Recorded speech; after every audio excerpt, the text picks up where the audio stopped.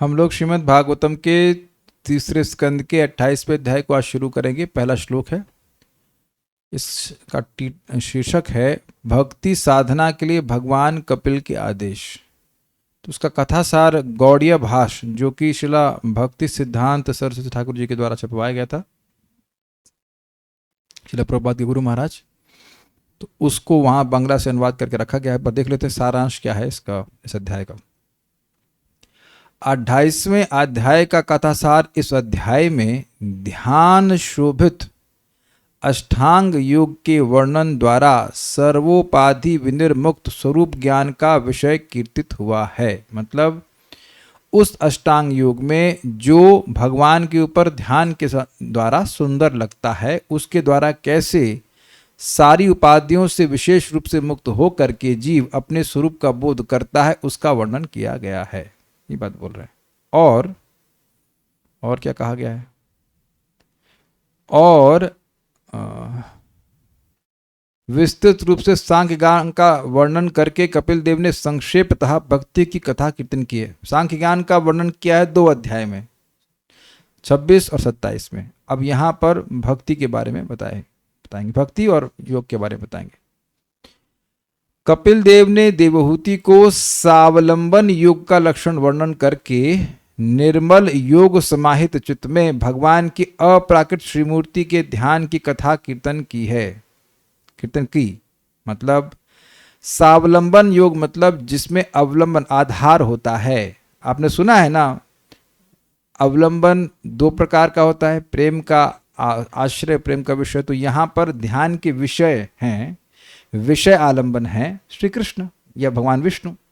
तो आलंबन योग मतलब जिसमें भगवान का ध्यान किया जाता है, भगवान ध्यान के विषय, ध्यान के सहारे हैं भगवान के रूप पर ध्यान किया जाएगा, ये बात बोल रहे हैं। उसका लक्षण वर्णन किया कि कैसे करना चाहिए, और उसके द्वारा जब चित्त पूरी तरह निर्मल हो जाता है, निर्मल योग समाहित चित्त में, मतलब जब अच्छे से इस प्रकार से भगवान के रूप में ध्यान किया जाता है तो उस चित्त में भगवान श्री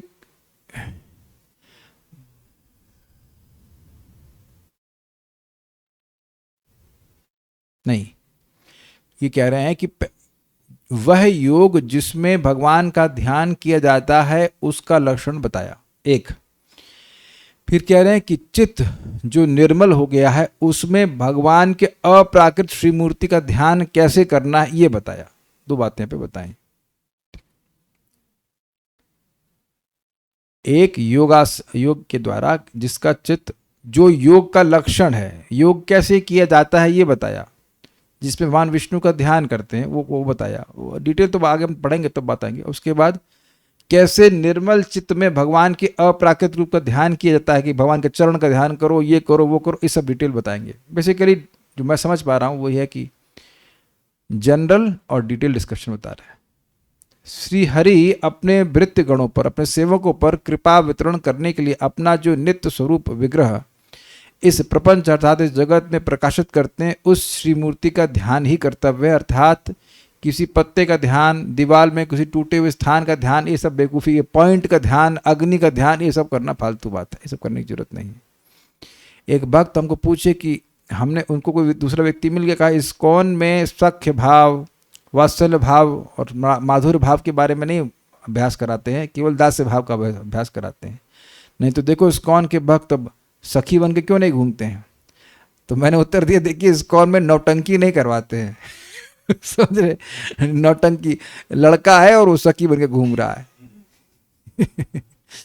तो इस्कॉन में प्रामाणिक योग के बारे में बता रहे हैं, इसलिए नौटंकी नहीं होती। तो अब अगर नौटंकी को आप ढूंढ रहे हैं तो इस्कॉन में बताइए।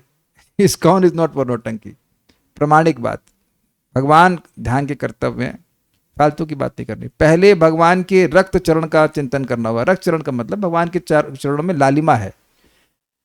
उसके बाद उन चरणों की प्रभा से पुरुष का अविद्या अंधकार दूर होता है। ये तो समझ में आ रहा है? उन चरणों की जो कांति है, जो चरणों का जो प्रकाश है, उससे जो अविद्या का अंधकार है वो दूर हो जाता है। ये तरीका है।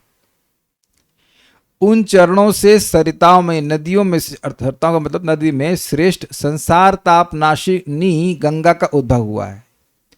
उस जल को मस्तक पर धारण करके शिव अर्थात मंगलमय हो गए। शिव शिवम शिवो शिवो अभूत, शिव जी शिव हो गए, शिव का मतलब मंगलमय, तो शिव जी मंगलमय हो गए, मतलब भगवान के चरणों से निसृत जो गंगा जी हैं उसको भगवान भगवान शिव अपनी जटा पे धारण करते हैं, तो यहाँ बोल रहे हैं कि वह पवित्र हो गए हैं, ये कहने का अर्थ है। शिव जी मानते हैं कि भगवान के चरण धुवन मुझे प्राप्त हुई है तो मैं पवित्र हो गया हूँ, ऐसे तो अपने आप में पवित्र हैं।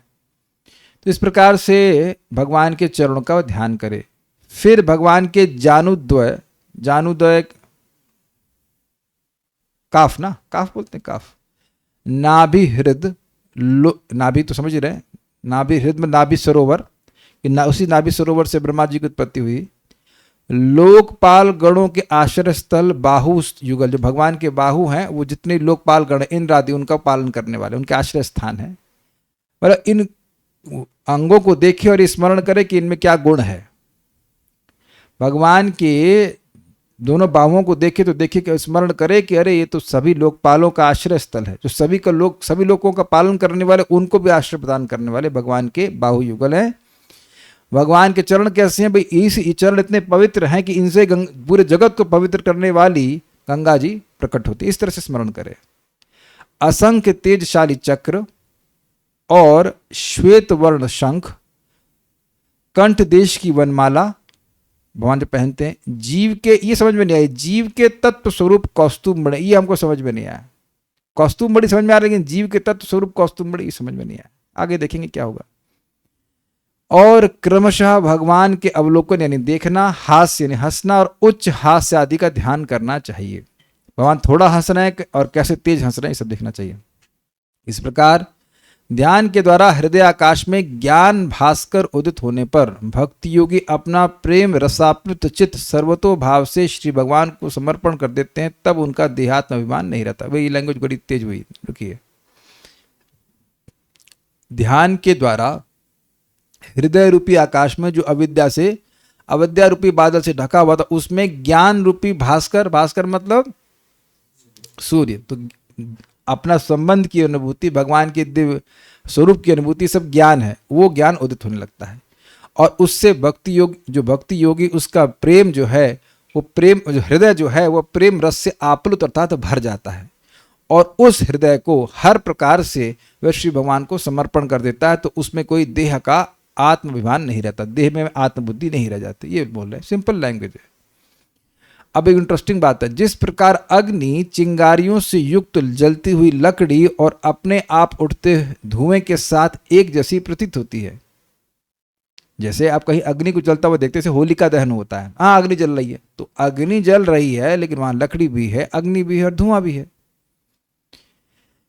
है ना। लेकिन अग्नि आप इन जनरल बोल देते हो, लेकिन अग्नि लकड़ी से और धुएं से अलग है कि नहीं?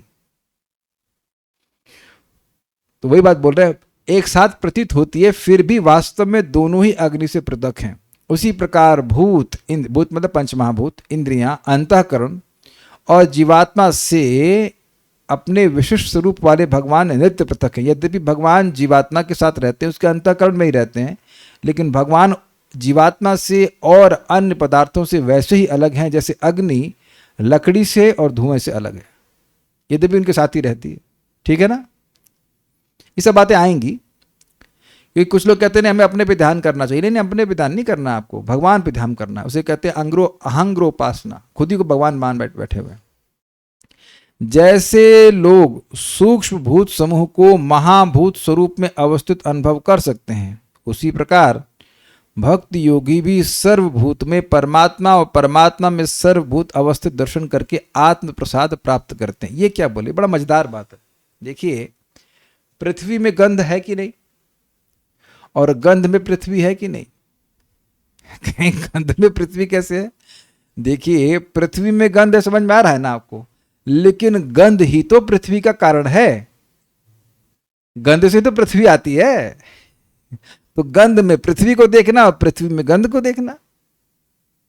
उसी तरह से सभी जगह परमात्मा अवस्थित हैं और सभी चीजें परमात्मा में अवस्थित हैं, क्योंकि परमात्मा सबके कारण है। उनको बड़ा मजा आया था, क्वाइट थॉट प्रोवोकिंग। तो इस तरह से जीवात्मा देखता है, युमाम पश्यति सर्वत्र सर्वम च मयि पश्यति स अहम न च प्रणश्यामि स च मे न प्रणश्यति। जो सभी को मुझ में देखता है और सब नहीं, जो मुझको सब में देखता है और सबको मुझ में देखता है, उसके लिए मैं कभी नष्ट नहीं होता और वह मेरे लिए कभी नष्ट नहीं होता। तो ये गीता की बात है। थोड़ा सा लैंग्वेज अजीब सी आपको लग रही होगी, नहीं लग रही, लेकिन बात गीता की ही है। आत्म प्रसाद मतलब खूब सुखी हो जाता है, शांति को प्राप्त करता है, कृपा प्राप्त करता है, ये सब बातें हैं। अब ये सब बातें होंगी, अब हम भगवान की बात सुनते हैं। मेरे पीछे बोलिए। श्री भगवान उवाच। श्री भगवान उवाच। योगस्य लक्षणं वक्ष्ये सबीजस्य नृपात्मजे। योगस्य लक्षणं वक्ष्ये सबीजस्य नृपात्मजे। योगस्य लक्षणं वक्ष्ये सबीजस्य नृपात्मजे। योगस्य लक्षणं वक्ष्ये सबीजस्य नृपात्मजे। मनो येनैव विधिना प्रसन्नं याति सत्पथम्। मनो येनैव विधिना प्रसन्नं याति सत्पथम्। योगस्य लक्षणं वक्ष्ये सबीजस्य नृपात्मजे। योगस्य लक्षणं वक्ष्ये सबीजस्य नृपात्मजे। मनो येनैव विधिना प्रसन्नं याति सत्पथम्। मनो येनैव विधिना प्रसन्नं याति सत्पथम्। श्री भगवान उवाच। श्री भगवान उवाच। योगस्य लक्षणं वक्ष्ये सबीजस्य नृपात्मजे। योगस्य लक्षणं वक्ष्ये सबीजस्य नृपात्मजे। मनो येनैव विधिना प्रसन्नं याति सत्पथम्। मनो येनैव विधिना प्रसन्नं याति सत्पथम्।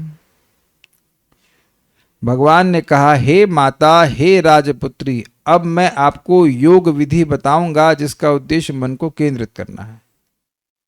इस विधि का अभ्यास करने से मनुष्य प्रसन्न होकर परम सत्य के मार्ग की ओर अग्रसर रहता है। नृपात्मज नृपात्मजे, नृप प्लस आत्मजा का संबोधन में हो जाएगा नृपात्मजे। राजा की पुत्री, कौन सी राजा की पुत्री? देवहूति। देवहूति देवहूति राजा का नाम था। कौन से राजा की पुत्री? अकबर की, बीरबल की, किसकी? राणा सांगा, डोनाल्ड ट्रंप, किसकी किसकी? मनु पुत्री तुमको समझ में आ रहा? कौन से मनु की? स्वयंभू मनु है ना क्लास में, आप लोग सब भूल रहे हैं कि नहीं? किसकी पुत्री? अरे पुत्री तो है, तो किसकी पुत्री बताना है ना। नृपात्मजे मतलब स्वयंभू मनु की। हम जानबूझ के अनुवाद में नहीं रखे इसको, इधर क्वेश्चन करने के लिए मौका मिल जाए। हे तो कह रहे नृपात्मजे, हे माता, मैं मतलब भगवान।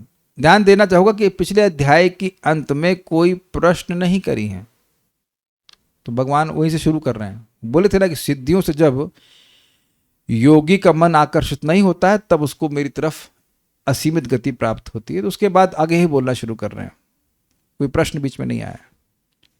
सबीजस्या, सबीज वाला, बीज वाला जो बीज के साथ हो।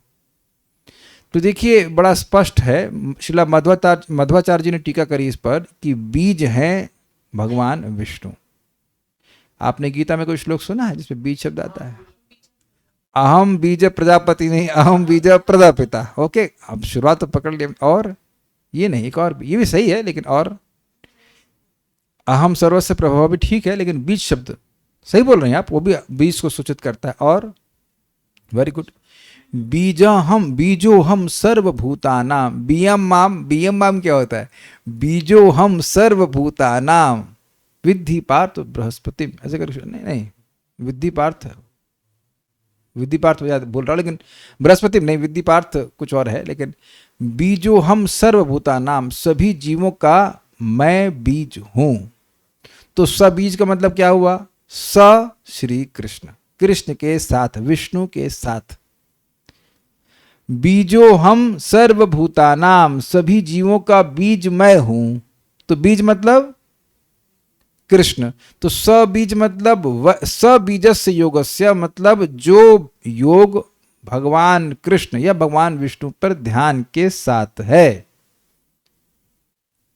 एक उपासना भी होता है, नहीं उपासना सॉरी विपासना करके होता है, वैसे ध्यान करते रहते घंटों घंटों, पता नहीं क्या करते हैं, हमको नहीं पता। किसी ने किया है विपासना? अच्छा मत करना मत। तो अब विपासना में ऐसे अपने मन को ऑब्जर्व करो, गहरी सांस लो, सांस पे ध्यान करो, ये करो वो करो, लेकिन भगवान पे ध्यान नहीं करो। अंकित सिंह प्रभु गलत तो नहीं कह रहे हैं, ध्यान तो नहीं कराते ना भगवान पे। अच्छा, पूजा बारनवाल माता जी घूम के आई वहां पे, ठीक है, ओके। तो विपासना वगैरह में भगवान पे ध्यान नहीं करते हैं, इसलिए वी मतलब खराब, विकृत उपासना विपासना मतलब विकृत उपासना। ध्यान भगवान पे किया जाता है, ध्यान के विषय भगवान होने चाहिए, वहां वो गायब कर देते हैं। तो सबीज मतलब जिस जिस सबीजस्य योगस्य मतलब उस योग का जो सालंबन है, जो आलंबन से युक्त योग है। आलंबन मतलब भगवान, भगवान। कुछ समझ पा रहे हैं इक्वेशन? बीज है श्री कृष्ण या विष्णु कह लीजिए, विष्णु कृष्ण कोई भेद नहीं है। तो जिस योग में भगवान विष्णु के स्वरूप का ध्यान होगा उसके लक्षण को मैं कहूंगा, ये अर्थ। सबीज से योगस्य। निर्बीज मतलब अब उसमें श्री कृष्ण का या विष्णु का ध्यान नहीं होगा, किसी अन्य देवता का ध्यान होगा। ये मध्वाचार्य जी कूर्म पुराण से उदाहरण देते हैं। इस बात को समझने के लिए पहले ही देख लीजिए, आप ही देखिए यहाँ पे है मध्व। बीजो वैष्णवो योगो निर्बीजस्तु अन्य देवतः दैवतः बीजम विष्णुर्हि जगतः शाखाद्यश्चान्य देवतः। बीज वाला योग वैष्णव योग है और निर्बीज अन्य देवता का योग है।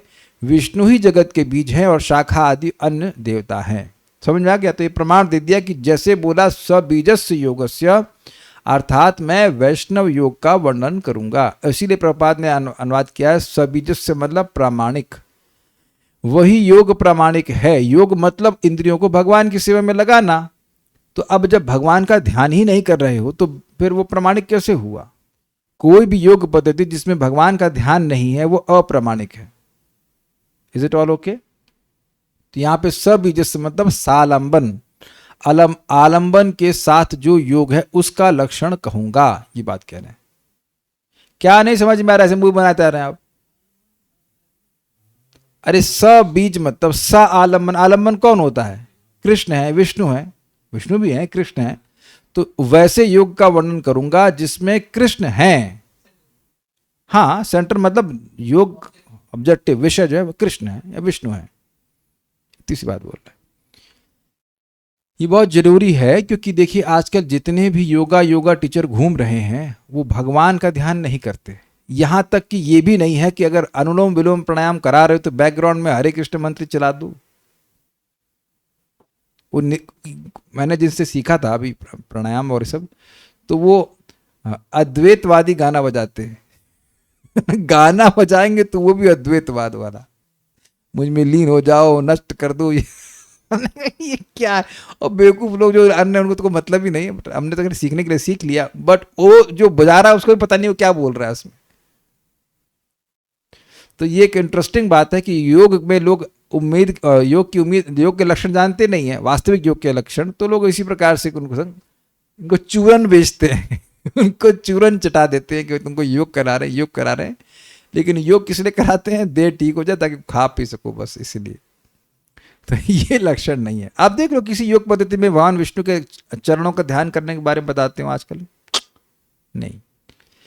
अच्छा, तो उससे क्या हो जाएगा? क्या बता रहे हैं? तो कह रहे हैं ये ना विधि ना, जिसके अभ्यास से, विधि के द्वारा मतलब देखिए केवल, ये बड़ा सुंदर अनुवाद किया गया है। विधि ना मतलब अभ्यास से, मतलब विधि का मतलब होता है रेसिपी, एक तरह से थ्योरी, ये करना चाहिए, ऐसा करना चाहिए, लेकिन करने से होगा ना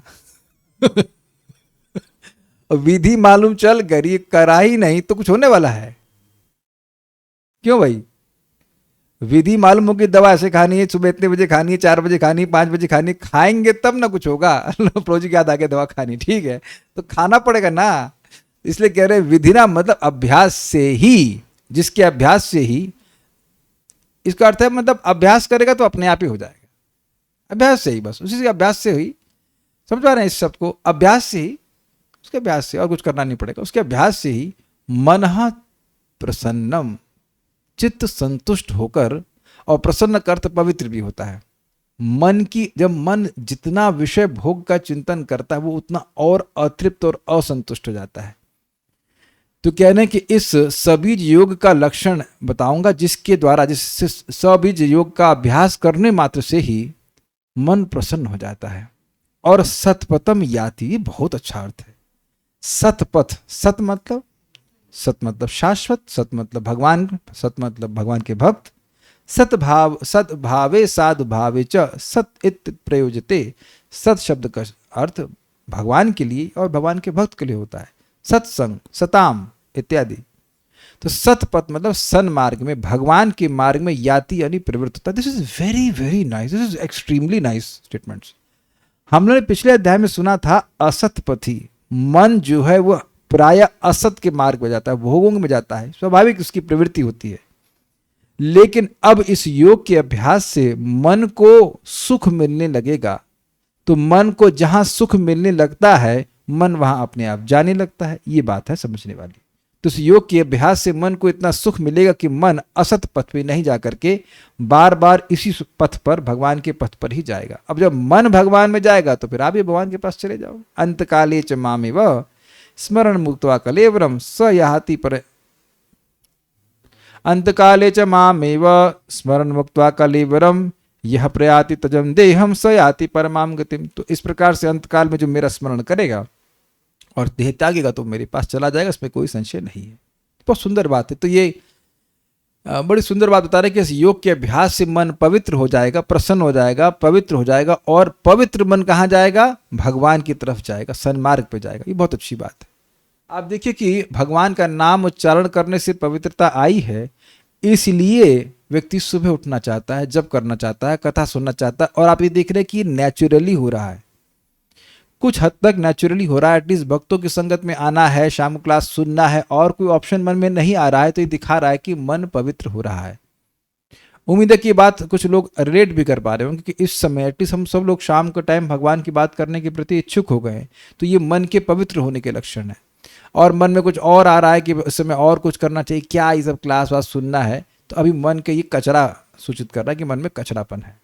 ये सिम्टम समझ लेना चाहिए।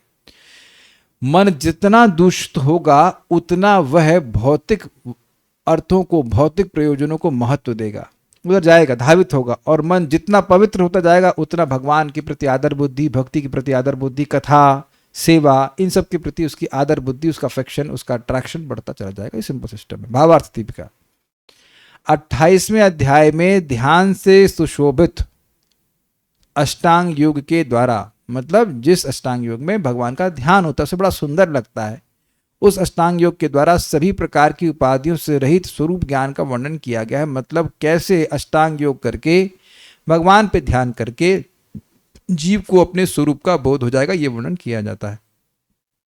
संक्षेप में भक्ति का वर्णन करके तथा सांख्य शास्त्र का विस्तार से वर्णन करके उसके पश्चात श्रीहरि भगवान कपिल ने अष्टांग वैष्णव योग का वर्णन किया। मतलब 25वें में तो भक्ति का वर्णन किया, फिर 26-27 में डिटेल में आपको सांख्य का वर्णन किया। पहले 26 में बताया था कि प्रकृति पुरुष का विवेक क्या होता है, फिर 27 में भी बताया कि प्रकृति और पुरुष के विवेक से मोक्ष कैसे होता है। तो काफी डिटेल में पढ़ा था कि और नहीं और पढ़ना हो तो बताओ।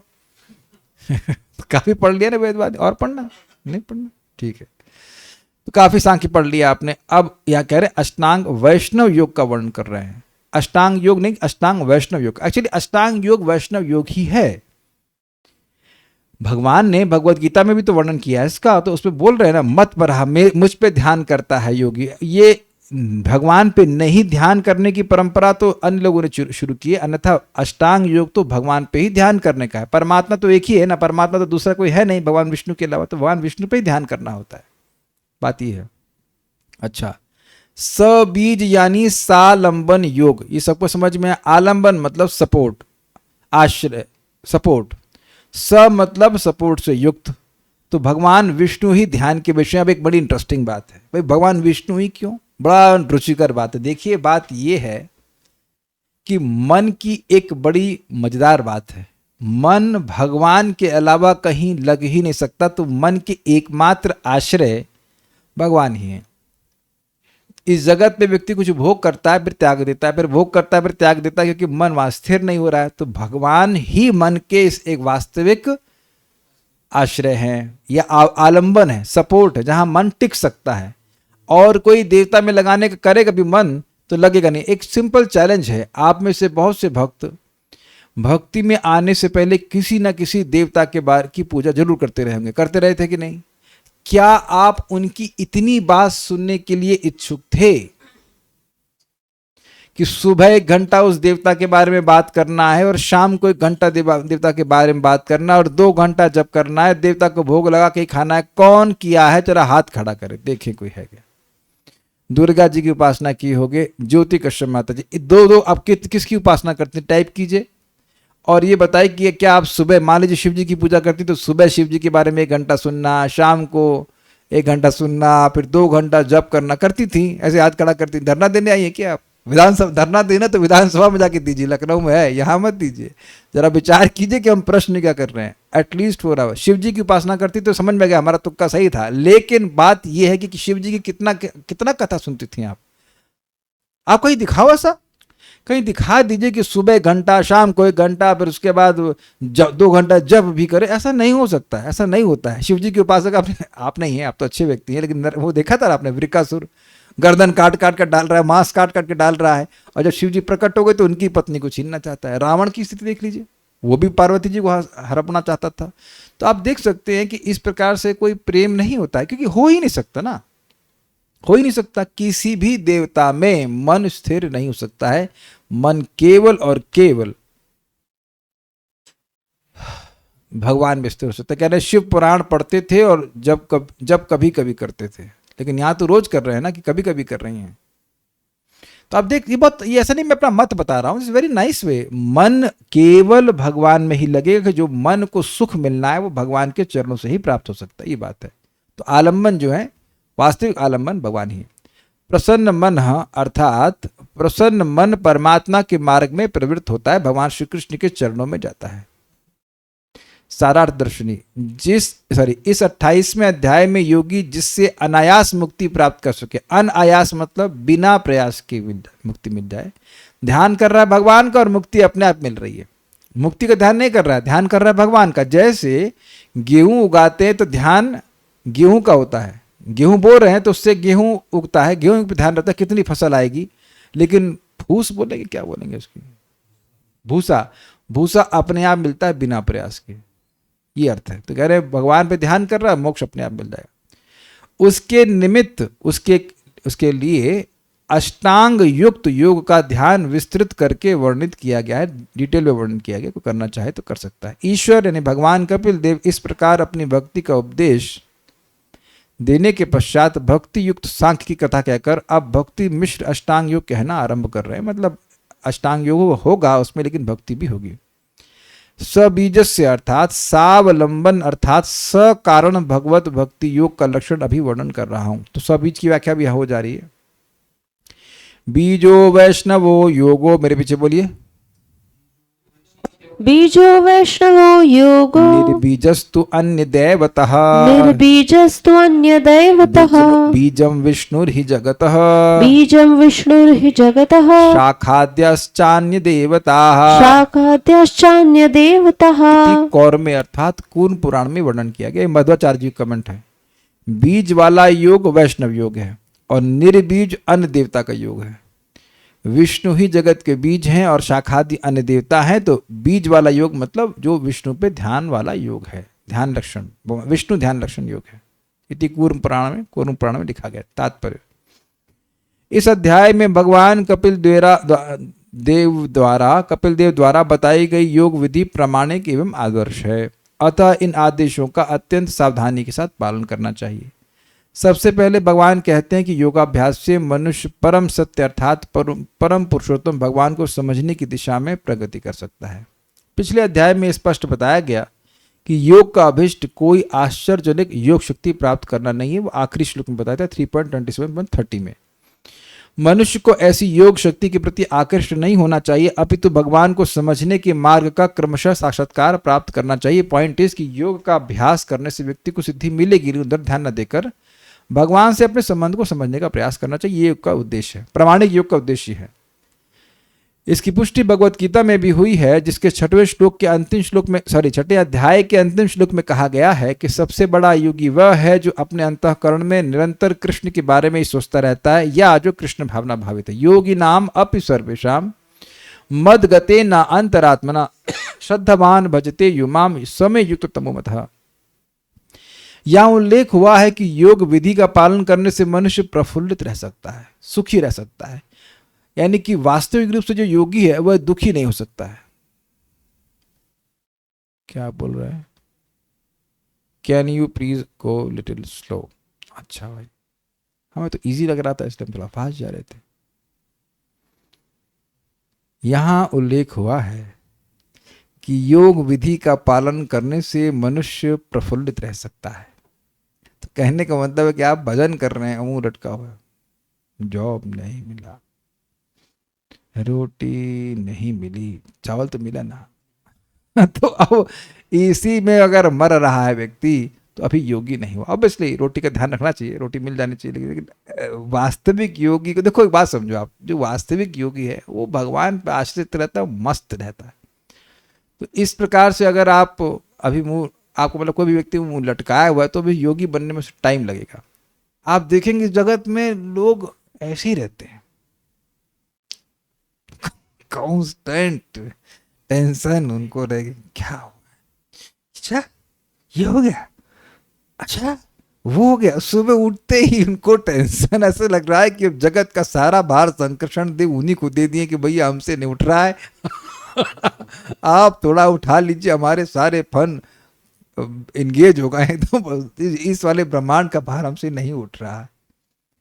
इतना चिंता एक्चुअली तो बिल्कुल चिंता नहीं करना चाहिए, लेकिन अब इतना ज्यादा चिंता तो बिल्कुल नहीं करना। We are taking this material world just too seriously. परम पूज्य राधानाथ महाराज बोलते हैं कि our problem is that we have taken this world too seriously. कुछ क्षणों के लिए स्वप्न जैसा, उसके बाद फिर खत्म हो जाएगा, और इतना गंभीर व्यक्ति ले लेता है, ये है वो है, समस्या है वो समस्या है, ऐसे करके टेंशन में रहता है। तो अगर आप प्रैक्टिकल देखिए, एक माता जी मुझे बाद में मैसेज करी थी, परसों नरसों की बात है, कभी कम को नहीं, एक हफ्ता पहले की बात होगी, उनकी नींद पूरी हो गई थी रात में, और सुबह उठी चैंटिंग बम मस्त हुई, चैंटिंग हो गई, संतुष्टि हुई, बड़ी अच्छी चैंटिंग हुई, बड़ी अच्छी चैंटिंग हुई, घर में ही हुई ना, कहीं जाना तो नहीं पड़ा। तो आप लोग को अनुभव है कि जब चैंटिंग बढ़िया से हो जाती है तो मन में कितनी प्रसन्नता होती है। इस समय जब अनर्थों से जूझ रहा है तब भी अगर चैंटिंग अच्छी हो जाए तो कितना अच्छा लगता है। सोचिए जब आप पूरा योग में परफेक्ट हो जाएंगे तब कितना प्रफुल्ल चित्त रहेंगे। नहीं तो इस जगत में जितना भी इकट्ठा कर लीजिए, चित्त में प्रसन्नता नहीं आती, कम है और चाहिए। एक ही तो बंगला हुआ है।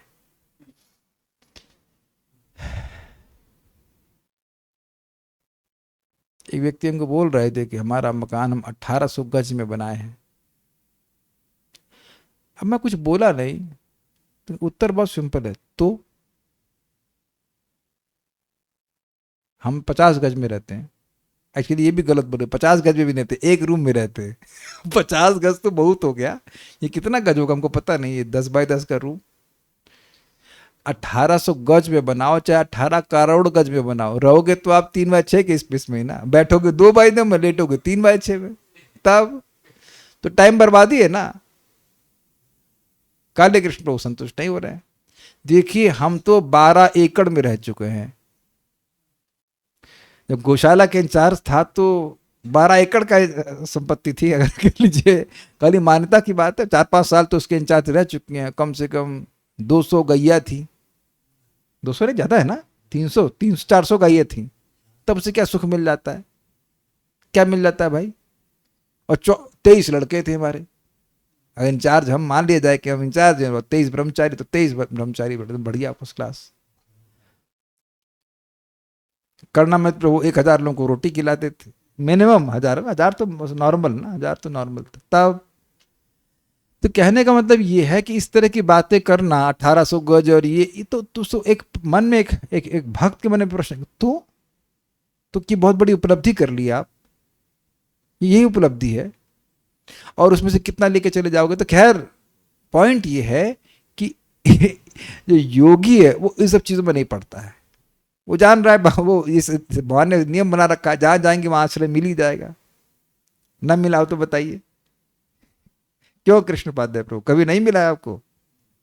हर जगह मिल रहा है, खाने पीने की व्यवस्था हो जाती है। बोल दो माइक पे, नहीं बताएंगे, माइक पे नहीं बोलेंगे कोई ऐसा व्यक्ति है जो इस समय आश्रय को न प्राप्त हुआ हो, खाने को नहीं, रोटी नहीं, ये तो जो मेन बात ये है, आप देखो कि आप भजन करोगे तो भगवान कहीं ना कहीं से व्यवस्था कर ही देते हैं। वो तो उनके पास तो सारे रास्ते खुले हुए हैं ना। एनीवेज, वो तो है ही, खाली मेंटेनेंस की बात नहीं करनी, जितना देहाध्यास होगा उतना ही व्यक्ति को टेंशन होगा। जितना व्यक्ति देहाध्यास से फ्री होगा उतना खुश रहेगा। ये बात है। योग विधि का पालन करके मनुष्य प्रफुल्लित रह सकता है। Chant and be happy, but you chant nicely then you will be happy, otherwise you will be chanting and you will be miserable. ये जो लोग माला अपनी शाम को छोड़ देते हैं उन वो स्वीकार करेंगे कि that you will accept that you are chanting and you are happy.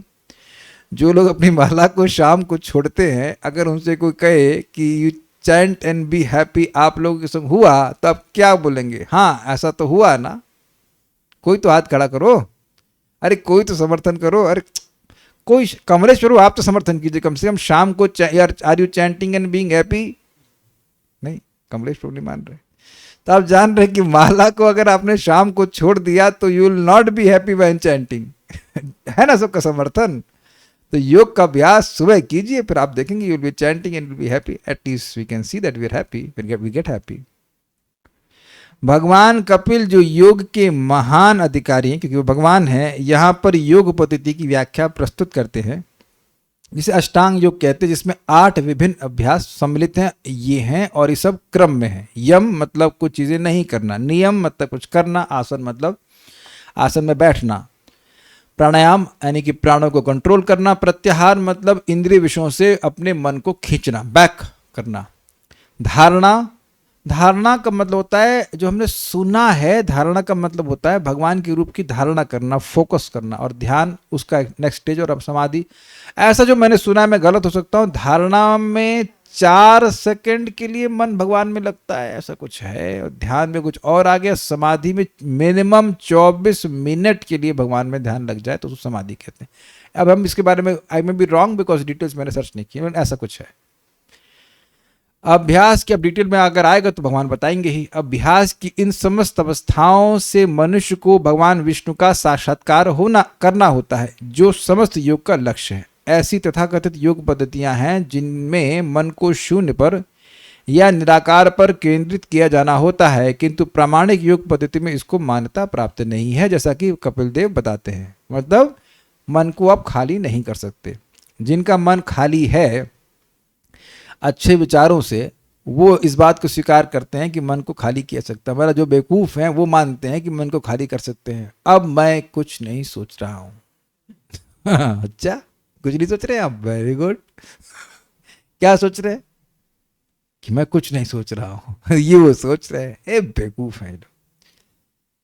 देखिए, जो भगवान ने बोल दिया है उसको होना ही है, ये ध्यान रखिएगा। न ही कश्चित क्षणमपि जात तिष्ठत अकर्म कृत। एक क्षण के लिए भी कुछ कर्म किए बिना व्यक्ति नहीं रह सकता है। तो एक क्षण के लिए भाई कर्म नहीं कर रहे तो कर्म से पहले तो मन आएगा ना, मन में संकल्प उठेगा तब ना कर्म करेंगे। तो यानी एक क्षण के लिए मन बिना कर्म किए नहीं रह सकता। अब आप कुर्सी बैठ जाओ आराम से, कंफर्टेबली, नहीं आ रहा लगता। तो अब जब कर्म किए बिना नहीं रह सकता एक क्षण के लिए, तो मन को आप बिठा लेंगे शांति से। This is absolute nonsense. तो जो भगवान बोल दिए वो किसी की दम नहीं है कि वो काट सके। जैसे भगवान बोल रहे हैं कि जैसा श्रेष्ठ लोग करते हैं वैसे इतर जो अश्रेष्ठ है वो लोग करते हैं। आप ही करके देख लीजिए। यदि आचरित श्रेष्ठ बोले हैं ना, तो आप अब कुछ ना करें और कह लीजिए कि जो आपके जो चेले हैं या जो फॉलोवर वो कर रहे, कभी नहीं करेंगे, कभी नहीं करेंगे। You will never listen to, they will never listen, never ever. लेकिन अगर खुद आचरण कर रहे हैं तो एक ना एक दिन जो भी फॉलोवर है वो करेंगे ही, वो they will do it, they will do it, क्योंकि भगवान ने ऐसा कहा है। और मजेदार बात की, जब आप भगवान की बात पालन कर रहे हैं, जितना सामर्थ्य उसको पालन कीजिए, उतना बोलिए, तो भगवान का आशीर्वाद ट्रांसफर होगा, भगवान की व्यवस्था होगी। लोग देखेंगे भाई आप ये कर रहे हो और उसको लोग पालन करते। That is just natural. क्या आप ये देख पा रहे हैं कि लोगों के लिए कोई लीडर होना चाहिए और उसके अनुसार वो कार्य करते हैं? तो खाली मैं इतनी बात बोल रहा हूं कि भगवान की बात को काट करके कोई सिद्धांत बोला जा रहा है तो वो बात स्थिर नहीं हो सकती है। इसीलिए ये निर्विशेष का ध्यान हो ही नहीं सकता। ध्यान के लिए रूप की जरूरत है ही। रूप और शब्द का ही तो दिन भर ध्यान करते रहते। उसने मुझसे ये कहा और ये जो कहा, ये कहा आपको रूप में दिख रहा है कि नहीं? करना मित्रों, ये कहा आपको तेलुगु में दिख रहा होगा, क और हा हिंदी में दिख रहा है? तेलुगु में दिख रहा है।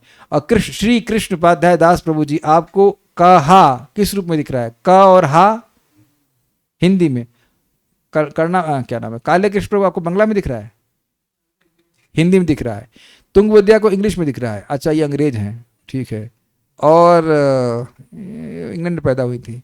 सुमेध प्रभु आपको किस में दिख रहा है, बंगला में कि हिंदी में? मैं भी हिंदी में, आई डोंट नो। तो आपकी जो जिस लिपि से आप परिचित हो उसमें आमी, अगर मैं बोलूंगा आमी तो मैं आमी को हिंदी में आप बंगला में देख रहे हो, कुछ समझ रहे हैं? एतो कथा आमी बोलते ना पारी, तो मैं बोल रहा हूं बोलते ना पारी, तो मैं हिंदी में सोच रहा हूं। तो रूप को कहां से गायब करेंगे आप? शब्द सुनाई तो पड़ ही रहा है, लेकिन शब्द भी तो आपको रूप के रूप में दिख रहा है कि नहीं? अभी आप खाली कॉन्शियस हो रहे हो कि मजा आ रहा है कि नहीं? मजा कुछ समझ में आ गया आप लोगों को? तो कहां रूप गायब कर देंगे आप? As I am speaking those words are sparking in your consciousness और नॉट। अब इंग्लिश बोल रहा हूं तो देखिए sparking in your consciousness, you will not see it in Hindi और Telugu, you will see in English provided you know English. अब मुझे ये नहीं पता कि जिसको लिपि नहीं आती है वो क्या सोचेगा, that I don't know, because मुझे लिपि पता है, या तो हिंदी पता है या अंग्रेजी पता है, एटलीस्ट दो तो पता है, दो ही पता, एटलीस्ट नहीं दो ही पता, बंगला नहीं जानता मैं। तो खैरी बात यह है कि जब भी कोई कहे कि ये मैं सोचे कम लोग हैं, ये हम लोग ज़्यादा लोग हैं इस समय मेडिटेशन करते हैं, सांस पे मेडिटेशन, इस पे मेडिटेशन, लेकिन भगवान विष्णु पे मेडिटेट नहीं करते हैं। तो इसलिए कभी भी अगर कोई भगवान विष्णु के इतर मेडिटेशन करने के लिए बोले तो वह झूठा है, गलत है। यहां तक कि पतंजलि बतलाते हैं कि समस्त योग का लक्ष्य विष्णु है। अब प्रश्न है कि पतंजलि का नाम प्रभुपाद ने क्यों लिया? देखिए पतंजलि योग सूत्र हैं जिनसे ही सारे योगों के योग ये सबके बॉस हैं। अष्टांग योग के बॉस पतंजलि मुनि हैं और वो कह रहे हैं कि विष्णु पे ध्यान करना चाहिए, और बाकी जितने चेले हैं वो विष्णु पे ध्यान करने को नहीं बोल रहे।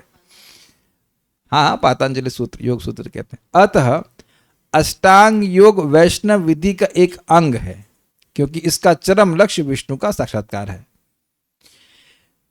देखिए इसको हमने गीता में सुना था, व्यक्ति निष्काम कर्म योग करता है, उससे आत्मा का अनुभव प्राप्त होता है, ज्ञान योग करता है, फिर परमात्मा का अनुभव प्राप्त करने के लिए वह अष्टांग योग का अभ्यास करता है। एक क्रमिक विकास है, फिर आगे जाके भक्ति योग करके भगवान की अनुभूति करता है।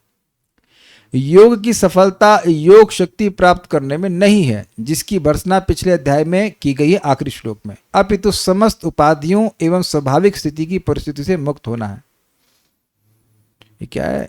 उपाधियों एवं स्वाभाविक स्थिति की परिस्थिति से मुक्त होना है, ये समझ में नहीं आया। इंग्लिश में क्या लिखा था देखिए, योगाभ्यास की यही अंतिम उपलब्धि है, इसके बाद कुछ नहीं है। देखिए ये तो समझ में आ रहा है, उपाधियों से मुक्त होना है, अर्थात मैं स्त्री हूं, पुरुष हूं, कुत्ता हूं, बिल्ली हूं, जो भी इस प्रकार की कंसेप्शन है उसे उपाधि कहा जाता है।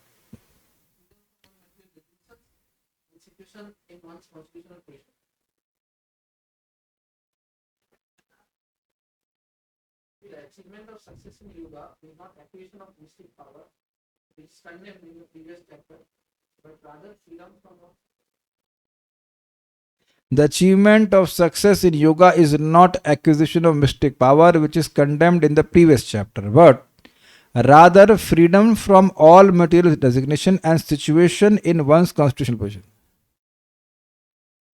ये वो लगता है कि ये तो इनने जिसने हिंदी में टेक्स्ट कन्वर्ट किया उसने गलती करी है, या फिर कुछ देखना। एक मिनट रुकिएगा, मैं हिंदी ही देख लेता हूँ कि हिंदी में अनुवाद करने में गलती हुई है तो फिर अलग बात है। Just give me a second. Canto 3 chapter 28।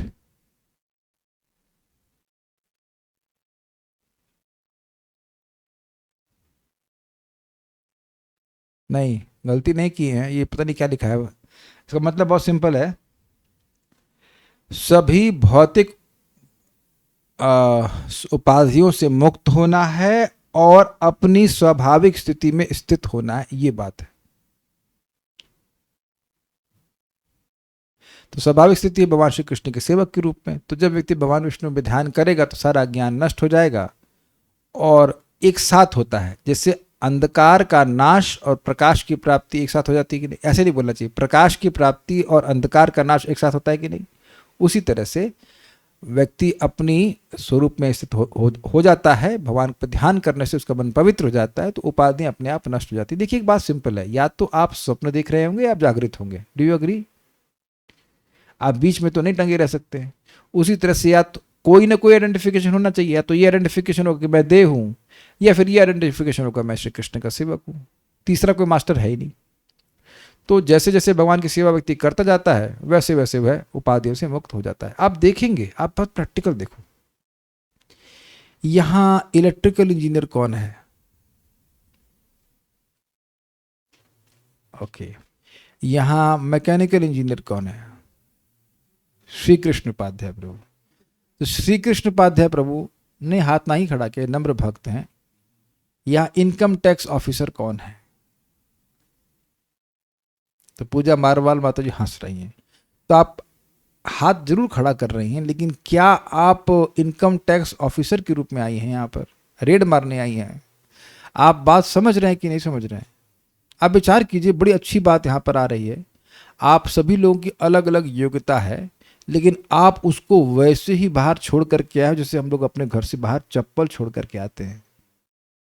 जब आप भगवान की आरती करते हैं तो आप इनकम टैक्स ऑफिसर होती हैं, अगर करती हैं तो मुझे नहीं पता, या और भी कुछ, या जब कर रही होती। You see very subtle way में आप इस जगत में और कोई कार्य कर रहे हैं तो जरूर उपाधि आ जाती है, लेकिन भगवान की भक्ति कर रहे हैं अगर ठीक भाव से, तो ये उपाधियां मन में नहीं आनी चाहिए कि मैं ये हूं, मैं वो हूं, मैं इत्यादि। सर्व उपाधि विनिर्मुक्त भगवान, मैं आपका तुच्छ सेवक हूं। एंड रिमेंबर दिस की मेरा भाग्य है कि आपकी दया है कि मुझे आज यह सेवा करने का मौका मिला। ये भगवान की व्यवस्था ही है कि मैं बोल पाया, आप लोग आ पाए, हम सुन पाए। This all lord's arrangement despite all our imperfections. Shilpi Verma माता जी, जब के समय भी आप टीचर रहती हैं, किसको सिखाती हैं आप समझ रहे हैं? आप किसकी टीचर हैं हमको नहीं पता, लेकिन नहीं मुझे जानने की जरूरत भी है। I hope you are getting this point. तो भगवान की भक्ति करने से आप देखिए कि उसी समय अगर थोड़ा कॉन्शियस होंगे तो उसी समय केवल एक ही भावना रहती है कि श्री कृष्ण मेरे स्वामी है, मैं उनकी सेवा कर रहा हूं। अगर आप थोड़ी सी अपनी इस भक्तियों की ट्रेनिंग पे ध्यान देंगे तो यही रहता है, और धीरे धीरे करके भावना और स्ट्रांग होती चली जाती है। बहुत बार भक्त मेरे घर पे आते हैं जो धन की दृष्टि से और उम्र की दृष्टि से भी मुझसे बड़े हैं, लेकिन वो जमीन पे नीचे बैठकर क्लास सुनते हैं, क्योंकि वहां वो ये नहीं सोच रहे हैं कि मेरे पास तो बहुत धन है, इसके पास तो ये तो किराए के मकान में रह रहा है, फलाना ढिमकाना। ये सब नहीं है। Is it not? Try to notice this point कि कैसे भक्ति हमें बड़ी आसानी से उपाधि से मुक्त कर देती है। थोड़ा विचार कीजिएगा तो आपको भक्ति की शक्ति पे कुछ आश्चर्य होगा। इसका रेफरेंस कहाँ मिलेगा? किसका रेफरेंस कहाँ मिलेगा? कि हम ध्यान हमेशा रूप का करते हैं। ये बताइए कि खीर का रेफरेंस आप कहाँ से देंगी हमको? कौन से रेफरेंस आप पूछ रहे हैं हमसे? समझ में नहीं आ रहा।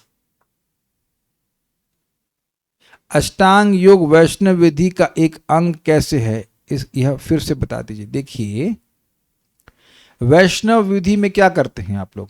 सवह मनः कृष्ण पादारविंदयो। अब हर प्रकार से मन को भगवान में लगाना, और अष्टांग योग में उद्देश्य क्या है? मन को भगवान में लगाना, लेकिन तरीका अलग है, थोड़ा तरीका अलग है। अब आप लोग ऐसे यम नियम आसन, फिर प्राणायाम करो, फिर प्रत्याहार करो, फिर भगवान पे ध्यान करो, धारणा करो, ये सब नहीं करते हैं आप। सीधे भगवान को देखते हैं, है कि नहीं? भगवान को देखते हैं, भगवान का नाम उच्चारण करते हैं, भगवान की कथा सुनते हैं, तो सीधे ध्यान से चालू करते हैं कि नहीं? ये पॉइंट है। जबकि अष्टांग योग में 5वीं स्टेज आ रही है। देखिए यम नियम आसन प्राणायाम प्रत्याहार धारणा 6, 7वां स्टेज है ध्यान। गलत बोल गया मैं। यम नियम आसन प्राणायाम प्रत्याहार धारणा ध्यान समाधि है 7वां स्टेज है।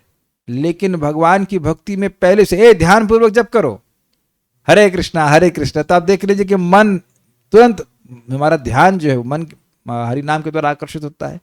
तो ये बात है, तो ये बात समझ में आ गई। और क्या प्रश्न कर रही हैं कि पतंजलि सूत्र भगवान पर ध्यान करने को कहते हैं, इसका रेफरेंस कहाँ मिलेगा? अच्छा, तो ये बताइए कि इसका रेफरेंस कहाँ मिलेगा? पतंजलि सूत्र में मिलेगा। सिंपल, पतंजलि सूत्र भगवान विष्णु पर ध्यान करने के लिए बोलते हैं, ये पतंजलि सूत्र में मिलेगा और कहाँ मिलेगा? तो आप उसको पढ़ ही जा करके पढ़ना चाहती हैं, ये तो नेचुरल है ना। अब वो अलग बात है, किसी हमने एक विवेकानंद है, उन्होंने भी पतंजलि सूत्र पे कुछ लिखा है, लेकिन वो भगवान के बारे में नहीं बोलेंगे। जैसे गीता में भी लोग भगवान के बारे में नहीं बोलते हैं, ये तो भी भगवान ही बोल रहे हैं गीता, लेकिन भगवान के बारे में वो कुछ नहीं बोलेंगे। तो डिपेंडिंग किसकी व्याख्या सुन रही हैं, उसके अनुसार से वो आपको समझ जाएगा। प्रपात बता रहे हैं इस बात को कि पतंजलि सूत्र में, योग सूत्र में भी भगवान पर ध्यान करने के लिए कहते हैं। ठीक है, स्टॉप नाउ। श्री श्रीमद् भागवतम महापुराण की जय, श्रील प्रभुपाद की जय, निताई गौर प्रेमानंदे।